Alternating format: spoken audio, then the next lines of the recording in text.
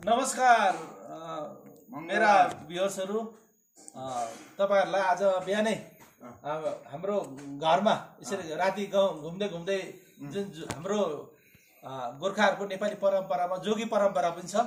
राति जोगीहरु हिड्छन् र यसरी नै उहाँ धेरै पुराना हाम्रा एकजना जोगी दाइ आउनु भएको छ र उहाँसँग म छोटो यो जोगी बारेमा अहिले नयाँ पुस्ताहरुलाई त्यति थाहा पनि हुँदैन। र तपाईको शुभ नाम के होला? मेरो योगनाथ योगी। योगनाथ योगी। ए तपाईले यो जोगी गरेर हिँडे कति वर्ष भयो? मैले अहिले 26 वर्ष भयो। 26 वर्ष भयो। ए 26 वर्ष। हजुर हजुर हजुर। यो जोगीमा चाहिँ तपाई के गर्नुहुन्छ? राति तपाईले फलाक्दा कसरी फलाक्नुहुन्छ? अब यहाँ के छ हाम्रो घरी एरियामा? हजुर। घरी एरियामा भूत प्रेत देशन मेसन पापी पहाड्ने के छ? हजुर। कुलले त खतेको छ। त्यस कारणले हामीले उसलाई हटाउनु पर्छ। अनि ग्रह दशा के छ त्यसलाई हामीले बताउनु पर्छ। ए तपाईलाई आउँछ त्यो? आउँछ आउँछ आउँछ। त्यसैले हामी दाल छापेर खाने होइन। तपाईको बाबाहरु जोगी नै हुनुहुन्थ्यो? ए जोगी नै हुनुहुन्थ्यो। नेपाल कहाँ हो तपाईको? नेपाल मेरो शङ्कर सभा गौरी शङ्कर तेरिकोट ए पूर्वेली। हजुर हजुर पूर्वेली। जोगीको कुन थर हुनुहुन्छ तपाई? हाम्रो काला भैरव शिवगोत्र। शिवगोत्र। हजुर। यो भैरव भन्छ नि काला भैरव कतिवटा हुन्छ यो चाहिँ? कस्तो हुन्छ? 164 भैरव हुन्छ। 164 भयो। हजुर। तपाईहरु जोगीहरु कति हुनुहुन्छ अहिले यसरी जोगी गर्दै हिड्ने? तपाईहरु कति जस्तो हुनुहुन्छ तपाईहरु जान्ने? अब सक्कली जोगी चाहिँ हाम्रो 160 छ अहिले नेपालमा। नेपालमा कुन जिल्लामा छ? हाम्रो दोलखा जिल्लामा। दोलखा जिल्ला पर्छ अहिले। अहिले कुन राज्य पर्यो त्यो? जनकपुर अञ्चल दोलखा जिल्ला। दोलखा। दोलखा। हजुर हजुर। तपाईँ राति फुक्नुहुन्छ नि, तपाईँलाई असुविधा लाग्दैन त्यो देखाइदिनुहोस् न। त्यो तपाईँले फुक्नुहुन्छ नि जुन यसो देखाइदिनुहोस् न। हुन्छ हुन्छ हुन्छ हुन्छ। अनि यसो देखाउनुहोस् कि त्यहाँदेखि हामी कुरा अलिकति गरौँ। तपाईँ धेरै घुम्नुपर्छ होला। अब अलिक हुँदैन। तपाईँले राति जुन फुक्नुहुन्छ नि यो यसो देखाइदिनुहोस् न आजका हाम्रा नयाँ पुस्ताहरूलाई। हजुर यसो यसो यसो देखाइदिनु। हजुर हजुर हजुर हजुर देखाइदिनुहोस्। अन्त यसलाई हजुर यो के को हुन्छ बनिएको हुन्छ? यो के को हुन्छ? ब्रास। ए यो बहुत पुरानो हो पहिलाको। बहुत पुरानो। हामीले यो जपेर राति फुक्नु पर्छ। बरात भन्ने चाहिँ पशु हो? पशु नै हो। पशु नै हो। यो त नेपालको पहाडबाट गर्नु भएको होला तपाईले? बहुत पहिला। बहुत पहिला। तपाईको बाबाले यही फुकेको? यही फुकेको। ए त तपाईको धन्यवाद तपाईले देखाइदिनु भयो। र यो यो यो यो बरातको सिङ रहेछ।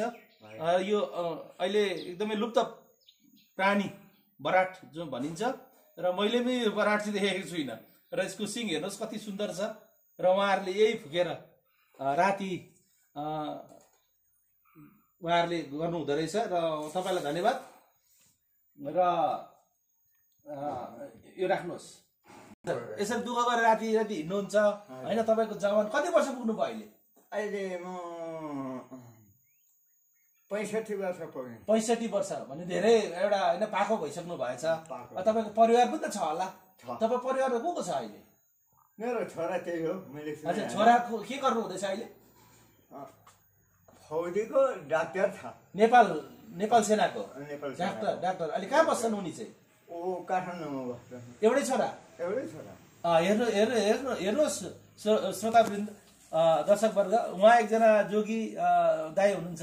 उहाँ यसरी रातभर घुम्नुहुन्छ र उहाँले यो पैसा सङ्ग्रह गरेर उनी त्यसै उडाएका रहेछन्। उहाँले आफ्नो छोरालाई पढाएर एउटा नेपाल सेनाका एउटा डाक्टर चिकित्सक भएर अहिले काठमाडौँमा बसेका रहेछन्। र पनि उहाँ यसरी घुमिरहनु भएको छ एउटा छोराको एउटा आर्मी डाक्टरको बाबु भएर।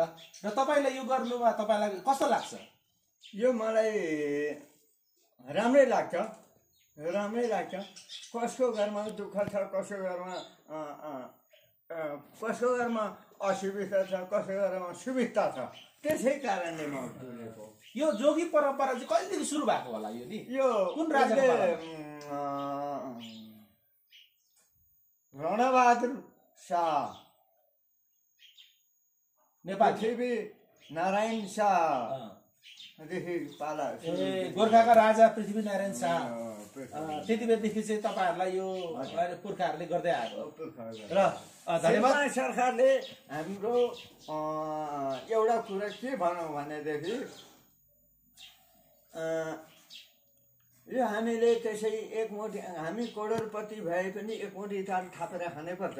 हाम्रो बिल्डिङ छ, जान परिवार, छोराछोरी, खेती परिवार सबै छ, तर करोडपति भए पनि हामीले एकमुठी ताल थापेर खानैपर्छ। जोगीदान अनि हामीले त्यसै यो अर्का घरमा के कस्तो छ, दुःख छ कि सुख छ कि भनेर हामी हिँडेको मात्रै हो। हजुर, तपाईँले एकदम राम्रो कुरा गर्नुभयो। यहाँनिर नि तपाईँलाई यो दान दिँदाखेरि मुख्य रूपमा चाहिँ के दिनै पर्छ जोगीलाई दान दिँदाखेरि?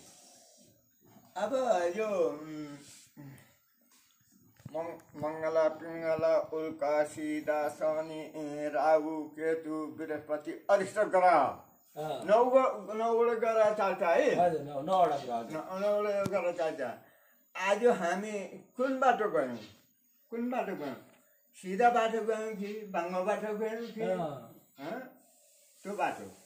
अनि अब कुन ग्रह चलेको छ? फेरि कुन ग्रह चलेको छ? त्यही बाटो शुभ बाटो छ कि अशुभ बाटो छ?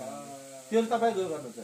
ल हस्, धन्यवाद तपाईँलाई। र यो समयमा र हामी यो नेपाली गोर्खा परम्परामा यसरी जोगी जुन छ, जोगीदान दिने, जोगीहरू घर घर घुम्ने, र हामीले सुनेको थियौँ नेपालमा राजाको समयमा उहाँहरू चाहिँ एउटा सूचना दिने, राति यसरी हिँड्दाखेरि गाउँघरमा को कसरी बसिरहेको छन् जोगीलाई थाहा हुन्छ, र एउटा खबरीको काम पनि गर्थे अरे जोगीले राजाको टाइममा। उहाँ पछि गएर जुन दरबारमा जान्थे अरे, र कुन जग्गामा कसरी मान्छे बसिरहेको थिए, र त्यो जोगीले त्यो खबर लान्थे अरे पहिला भन्ने एउटा राजाको एउटा विश्वस्त पात्र जोगीलाई भनिन्छ।